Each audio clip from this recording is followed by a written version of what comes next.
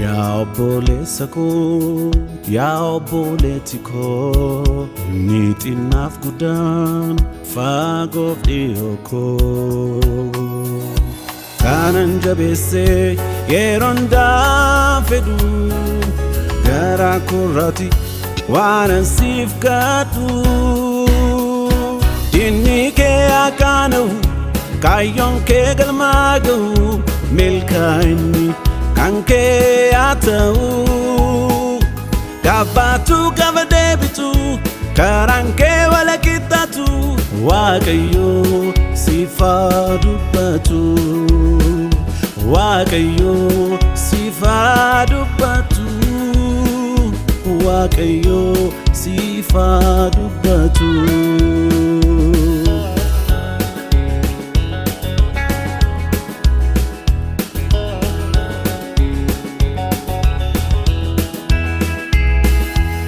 Ijiko yomu narbu kufati kanke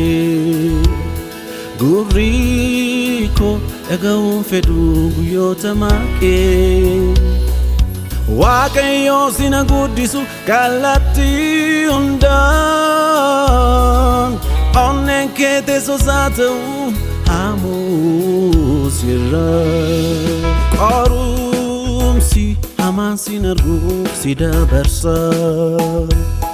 Jabese sifindirir sar kagargarsa Barakosi wal baruko kayo goftara Yonsi argu aike adu naganka bada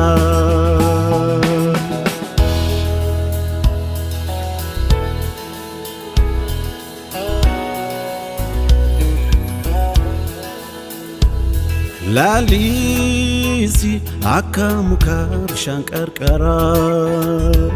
Abarsi harukutamu jirenya kera Kan bukkiste bukke akau hunde jalati Kan abde modabate afu barakerati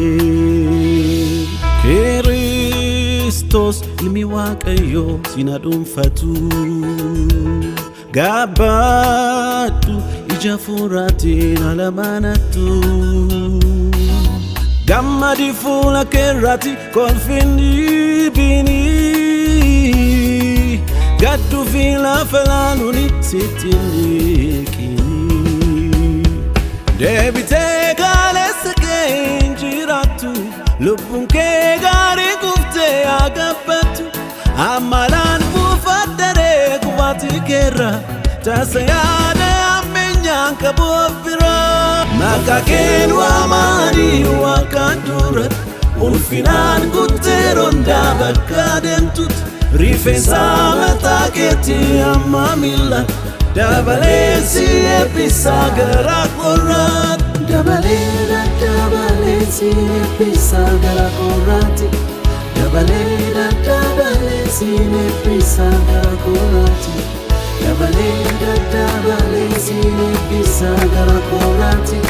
Dabalesi episa garakorati Siaya episu wakayo siaya episu Nagaya nasa tolesa sifabarisu Siaya episu wakayo siaya episu Nagaya nasa tolesa sifabarisu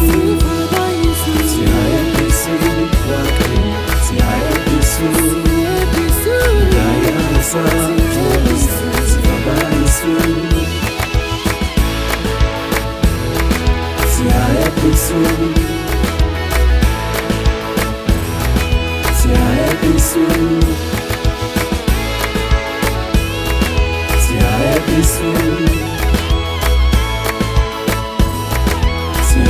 Yesu.